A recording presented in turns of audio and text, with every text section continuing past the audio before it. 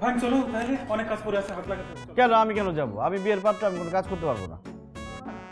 তোমার কথা অবশ্য যুক্তি আছে, কি আর করা, তাহলে আমি যাই। না, তোমাকে যেতে হবে না। তুমি ফাহিমকে বাঁচাতে যে ঝামেলা করবা, তোমরা দুজনে এখানে বসে থাকো, যা করার আমরাই করবো। দুলা ভাই, একটা জিনিস খেয়াল করে দেখছেন? সব পাগল কিন্তু একসাথে হয়, একসাথে মিলে যায়। আমার মা একটা পাগল, আর আমার বড় বোন যে কি পরিমাণ পাগল সেটা তো আপনাকে বলার কিছু নেই, আপনি ভালো জানেন।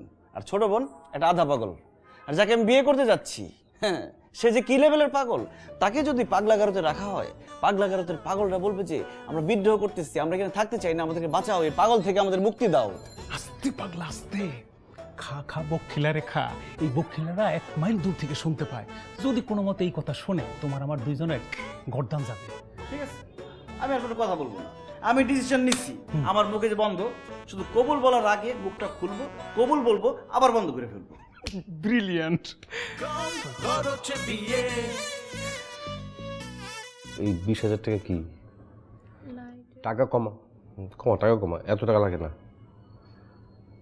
হ্যাঁ, হিসাব করে না চললে হবে না। কি রে, তোর এতক্ষণ লাগলো? রাস্তায় অনেক জ্যাম ছিল বাবা। 2 দিন পরে ওই ছেলের সাথে তোর বিয়ে, আজকে তোর বাসায় যেতে হলো। কি করব, ফাহিম একদম গন্ডগোল লাগায় ফেলছিল। প্ল্যানিং করতে গিয়ে মানে প্ল্যানিং এর বাজেটটা যেটা নিয়ে সব উল্টাপাল্টা করছিল, এর জন্য ওকে একটু প্রেশার দিয়ে আসলাম। কিন্তু দয়া করে বিয়ের পরে ওকে তুই প্রেশার দিস না। ওই ছেলেটা খুব ভালো, শান্তশিষ্ট, নরম। বিয়ের যে কি ঝামেলা, দিয়াটা যদি একটু বড় হইতো তো দুজনকে একসাথে বিয়ে দিয়ে দিতাম। সব তো আমাকে একলা সামলাতে হয়। তোর মাটা যদি বেঁচে থাকতো আমার অনেক কিছু কমে যেত।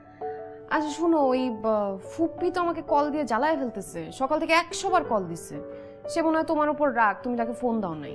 কি আশ্চর্য, কথায় কথায় রাগ, কথায় কথায় রাগ, যেন একটা বাচ্চা মানুষ। ওকে ফোন দিতে হবে কেন? হ্যাঁ, দাঁড়া। কিরে, তুই নাকি রাগ করছিস? আর ভাতিজির বিয়ে তুই রাগ করে বসে আসিস, বসে আসিস, এটা কেমন কথা হলো? দেখ, তুই আবার কি করবি? হিসাব করতেছি। একটা কিপটা জামাই পাইছি না, এর জন্য হিসাবের প্র্যাকটিস করতেছি। মানে ও আগে থেকে কিপটা ছিল, কিন্তু এখন অনেক লেভেলে কঞ্জুস হয়ে গেছে। ভাইয়ার এই স্বভাবের জন্যই কিন্তু বাবা ভাইয়াকে পছন্দ করে, আর বাবাও একটু হিসেব করে চলতো বলেই আজকে আমরা এই পর্যন্ত আসতে পেরেছি। বাবার কিপটামির একটা লেভেল আছে, কিন্তু ওর কিপটামির কোনো লেভেল নাই। এর জন্য বাসায় গিয়ে সব সাইজ করে দিয়ে আসছি, জানি সব প্রোগ্রাম বাদ করে দিচ্ছে, আমি এগুলো আবার অ্যাড করছি। যাই হোক, তুই তাড়াতাড়ি বিয়ে করে এই বাসা থেকে বিদায় হ। কেন, আমি বিদায় হলে তোমার রাস্তা ক্লিয়ার হয়ে যায় না? আমি বুঝি না মনে করছস? আমি আমার অফিসে কোনো কারাপ্টেড পারসনকে রাখবো না। You are just fired. কিভাবে ফায়ার করবেন না স্যার? এই কাজটা করার আগে সেটা ভাবা উচিত ছিল। স্যার প্লিজ স্যার, দয়া করেন প্লিজ, আপনি আসুন তো।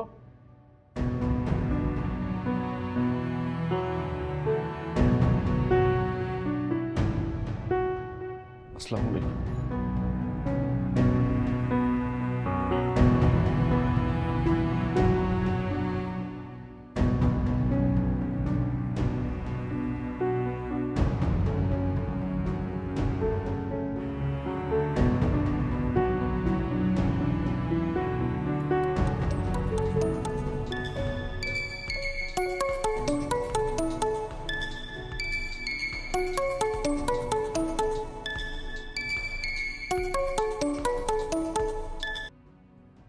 হ্যালো। হ্যালো, কই তুমি? বাসায়। শোনো, তোমার সাথে আমার একটু জরুরি কথা আছে, তাড়াতাড়ি রেস্টুরেন্টে দেখা করো তো। আরে কি বললো, বাসায় আমার কাজ আছে না, আমি কাজ করতেছি। আরে ইম্পর্টেন্ট না হলে তোমাকে বলি, এক্ষুনি আমার সাথে দেখা করো। আরে বাসায় অনেক ইম্পর্টেন্ট কাজ আছে, সেটা আমি করতেছি, আমি ছাড়া এই কাজ হবে না। মানে আমার কোনো মূল্য নাই, তাই না? আসতে বলছে আসো, এত কথা শুনতে চাই না। আরে আমি এখন আসতে পারবো না, শোনো। হ্যালো,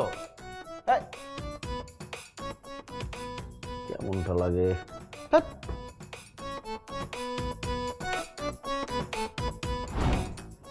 কি ব্যাপার, কি হয়েছে, এত জরুরি তলব কেন? তোমাকে খুব দেখতে ইচ্ছা করছিল। আরে 2 দিন পর তো আমাদের বিয়ে, তখন তো সারাদিন দেখতে পারবা। এখন শুধু শুধু আমাকে ডেকে আনার মানেটা কি? বাসায় কত কাজ না, তার মধ্যে তুমি কি 1 ডজন কাজ বাড়াই দিয়ে আসছো, ওগুলো সারতে হয় না? তো অন্য কেউ নাই? তোমাকে সবকিছু করতে হবে কেন? অন্যরা কারা? মা, বড় আপার ছোট বোন, এরা কাজ সারবে? সব মহিলা মানুষ দিয়ে কোনো কাজ হয়? দুলাভাই তো আপার হাতে বন্দি। ইস, ইন্টেলিজেন্ট একটা মানুষ কিভাবে এরকম আক্রমণ ঢেকি হয়ে গেল? আরে ওইসব কথা বাদ দাও তো। শোনো, আমি না আমাদের বিয়ের ফটোগ্রাফার রেডি করে ফেলছি, বুঝছো? কথাটা সব হয়ে গেছে। ফটোগ্রাফারের নাম তুল কালাম। কি তুল কালাম? মানে তুল কালাম আবার কেমন নাম? আরে নাম দিয়ে কি হবে, উনি অনেক ভালো ফটোগ্রাফার। আমাদের বিয়ের সব ছবি উনিই তুলবে। মানে ইউজুয়ালি উনি অন্যদের বিয়েতে 2 থেকে 2.5 লাখ টাকা নেয় ফুল বিয়ে কভারেজ করতে, কিন্তু আমি অনেক বলে টোলে রিকোয়েস্ট করে 1,20,000 রাজি করাইছি। তুমি ওনার সঙ্গে পুরো ডিটেলসটা নিতে কথা বলে নিও। শুধু ছবি তুলবে 1,20,000 টাকা দেওয়া লাগবে? কমই তো। এখন বলো, তোমাদের ফ্যামিলি থেকে কতজন আসবে? বেশি না, এই 600-র মতো। 600 লোক আসবে? মানে আমরা কি ইলেকশনে দাঁড়াইছি?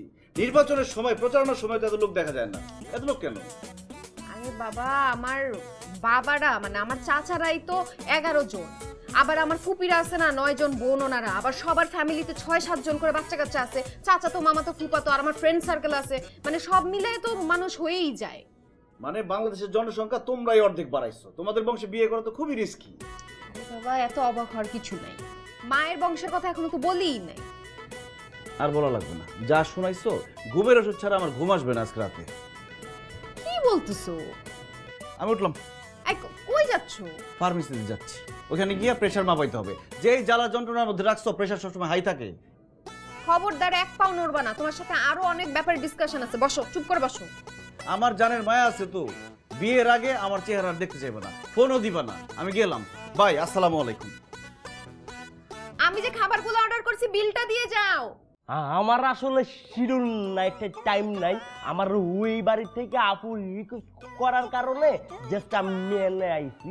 বাট আমার কিছু ব্যাপার আছে, আমি কয়ে দিই। আমার যে কোনো প্রজেক্ট আমি হাতে লইলে আমার ক্লায়েন্টে আমি আমার রেস্ট্রিকশনগুলো দিয়ে দেই। এগুলো আপনাকে আমি শুনে চাচ্ছি। আমার প্রজেক্টে কোনো প্রকারে কেউ চুল পাকনামি করতে পারবো না। তারপর আমি যেমনে যেমনে ফ্রেম ধরবো, যেমনে যেমনে পোজ দিতে গমো, অমনি অমনি কিন্তু দিতেইব। এবং কোনো প্রকারে কিডনি টাচ মার্কা টাইপের কিন্তু কথা কম যাইব না। By the way, my name is hit photographer Tul Kalam. তুল কালাম, এটা আবার